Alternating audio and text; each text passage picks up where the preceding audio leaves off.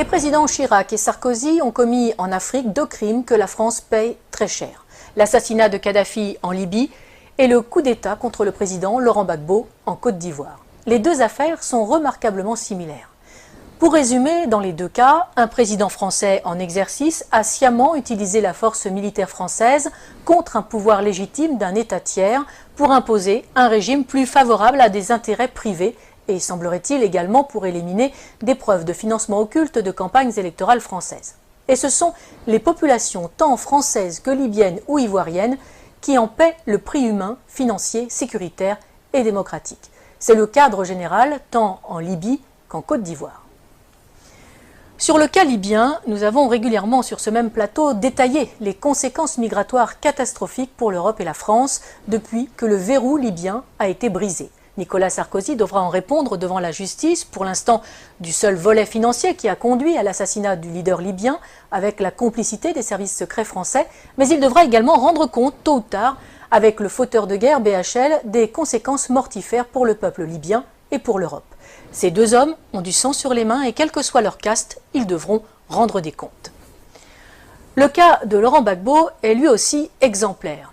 Il est socialiste, mais il est surtout francophile, historien, écrivain, catholique, patriote et n'appartient à aucune loge franc-maçonne. Ce qu'il désire plus que tout, c'est que la Côte d'Ivoire se libère de la France-Afrique que nous avons dénoncée dans notre dernière édition.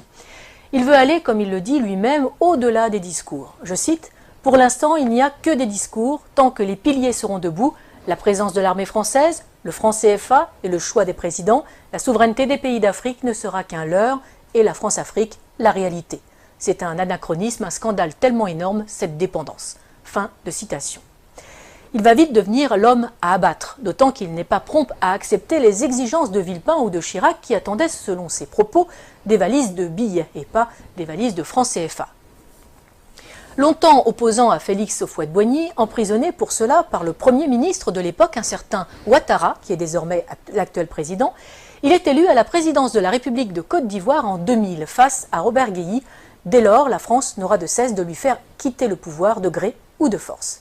Dès 2002, il doit faire face à une tentative de coup d'État par des éléments armés par le Burkina Faso. Non seulement la France ne le prévient pas de l'attaque, comme Laurent Gbagbo le dira plus tard, bien sûr qu'ils ne m'ont pas prévenu puisqu'ils étaient dans le coup. Mais Michel Alliot-Marie, alors ministre de la Défense de Chirac, refuse de faire jouer les accords de défense pourtant imposés à l'indépendance en 1960 par Paris.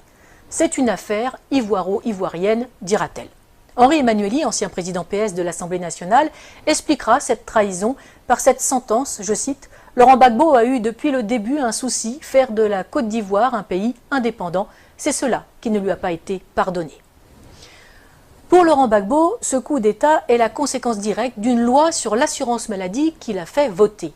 Une loi destinée à mettre en place 2 caisses, une pour les paysans, une pour tous les autres travailleurs, financée par les bénéfices du cacao, du café, de l'EVA, mais aussi des mines de diamants et d'or. Les compagnies de la France-Afrique y voient une menace trop grande pour leur marge.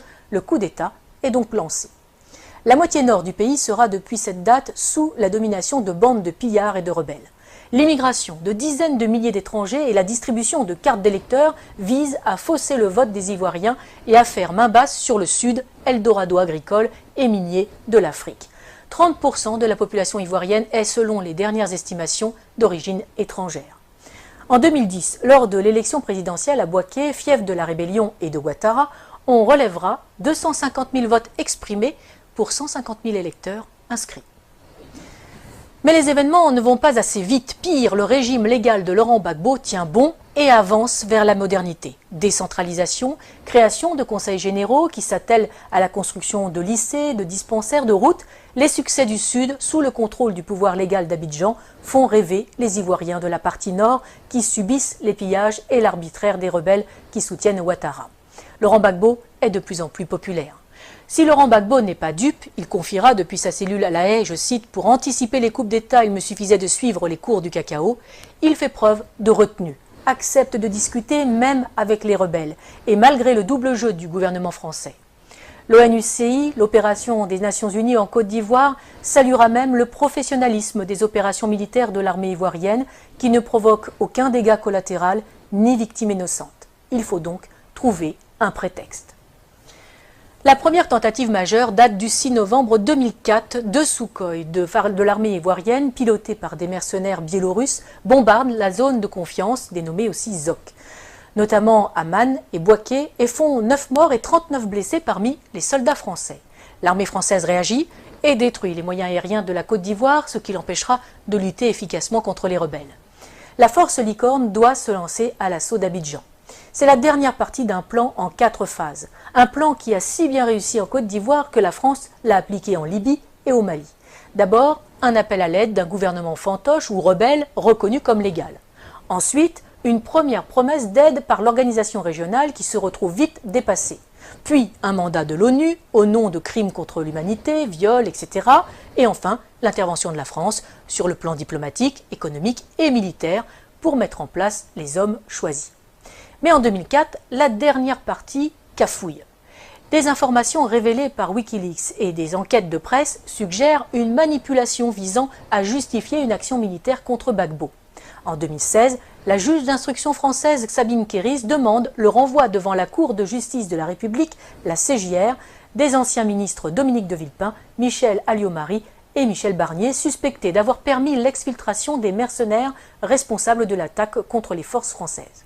Pour Laurent Gbagbo, les services secrets français ont retourné son chef d'état-major, Mathias Doué, pour une attaque sous faux drapeau afin de légitimer la réaction française.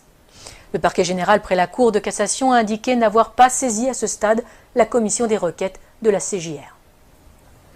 En 2011, alors que Laurent Gbagbo a remporté les élections de 2010, malgré les quelques 450 000 électeurs fantômes rajoutés dans le Nord, Ouattara et ses amis français décident de forcer les urnes.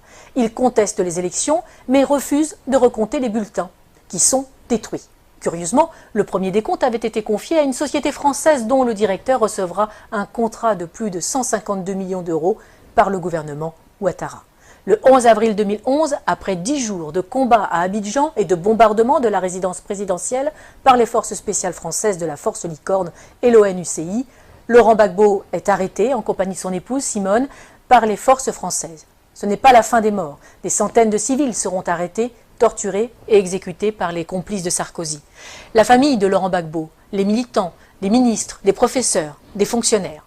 Autre victime de cet assaut, sans doute l'une des plus belles bibliothèques de livres classiques français de toute l'Afrique, seule richesse reconnue de Laurent Gbagbo et qui sera détruite par les bombes incendiaires françaises, tout un symbole. On peut se douter que les nouveaux maîtres de la Côte d'Ivoire ont mis le pays et les industries en coupe réglée. À commencer par Alassane Ouattara, l'ami intime de Nicolas Sarkozy, de Laurent Fabius et de Martin Bouygues, et aussi, aux surprises, de Georges Soros. Le moindre coupeur de route et assassin du Nord est devenu qui préfet, qui commandant de police, qui chef des armées ou président de l'Assemblée nationale.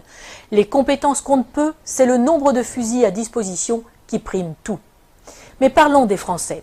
Claude Guéant, l'ancien ministre de l'Intérieur et secrétaire général de l'Élysée de Nicolas Sarkozy, a installé une antenne de son cabinet d'avocats à Abidjan, où il fait des allers-retours fréquents pour développer ses affaires et celles de son gendre, Jean-Charles Charqui, devenu conseiller d'Alassane Ouattara.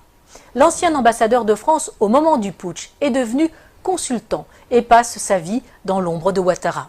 Les chefs militaires de l'opération Licorne sont devenus consultants et se sont vus confier la juteuse modernisation de l'armée ivoirienne. Il ne faut pas non plus oublier les fameuses annulations des dettes africaines. Ces dettes ne sont pas annulées, elles sont en fait privatisées. Les sommes dues et qui ont été payées par les contribuables français sont finalement payées à des entreprises privées du pays créancier pour réaliser des travaux dans le pays créditeur. Travaux largement surfacturés le plus souvent, les contribuables français sont volés de leur remboursement, les Africains spoliés de leurs investissements. Et généralement, les entreprises favorisées sont dirigées par de grands amis des présidents et ministres en place en France. Ils ne peuvent quand même pas exécuter Laurent Gbagbo, bien que un procès en Côte d'Ivoire, oui, mais sans lui, car il est trop populaire. À la Cour pénale internationale, ce sera mieux, surtout qu'elle est le parfait outil de justice des vainqueurs. Externalisé donc à La Haye pour un procès à charge et inique, le procureur a à sa disposition un budget de plus de 28 millions d'euros. La défense, 76 000 euros. L'une des principales sources d'accusation est l'association Human Rights Watch, qui est entièrement financée par Soros, ami de Ouattara. Malgré ça, Par 2 fois, en 2016 et en 2018, le tribunal ne peut que constater l'absence totale de preuves dans le dossier du procureur. Aucun élément de preuve, aucun témoin fiable. Le 15 janvier 2019, Laurent Gbagbo est acquitté par la CPI de la totalité des charges portées contre lui après plus de 7 ans de prison préventive. Il reste cependant en résidence surveillée en Europe. La Belgique lui offre l'asile. Le temps, paraît-il, pour que le procureur puisse faire appel sur de nouvelles bases. Lui, qui n'a jamais réussi à monter un dossier alors qu'il a travaillé main dans la main avec Ouattara et les gouvernements français. Nous n'avons fait ici qu'effleurer ce sujet vaste et complexe qui pourrait servir de trame à une série d'espionnage et de géopolitique. Pour ceux qui voudraient aller plus loin, qu'ils n'hésitent pas à lire l'ouvrage « Libre pour la vérité et la justice » de François Mattei aux éditions Max Milo. Il est le fruit des entretiens de l'auteur avec Laurent Gbagbo pendant ces 7 années de détention arbitraire. Publié quasiment à la veille de la libération du président ivoirien, ce livre est la preuve que Laurent Gbagbo a eu raison trop tôt. Mais il n'est pas dit qu'il ne revienne pas dans le jeu politique ivoirien, totalement blanchi des accusations portées contre lui, fort de ses réussites comme président et avec un programme toujours plus d'actualité. Il faudrait plus de chefs d'État comme lui en Afrique, conscients des atouts de son continent, préférant des relations saines avec la France plutôt que l'exigence d'une repentance perpétuelle imposée aux Français pour des crimes qu'ils n'ont pas commis. Une repentance qui n'est là que pour cacher le pillage de l'Afrique par des multinationales et imposer une invasion migratoire ruineuse et destructrice pour l'Europe. Défense de l'identité nationale, mise en œuvre d'un patriotisme social permettant de vivre et de travailler au pays, non-alignement, intégrité de ses élites politiques et économiques. Il faudrait peut-être aussi plus de Laurent Gbagbo en Europe.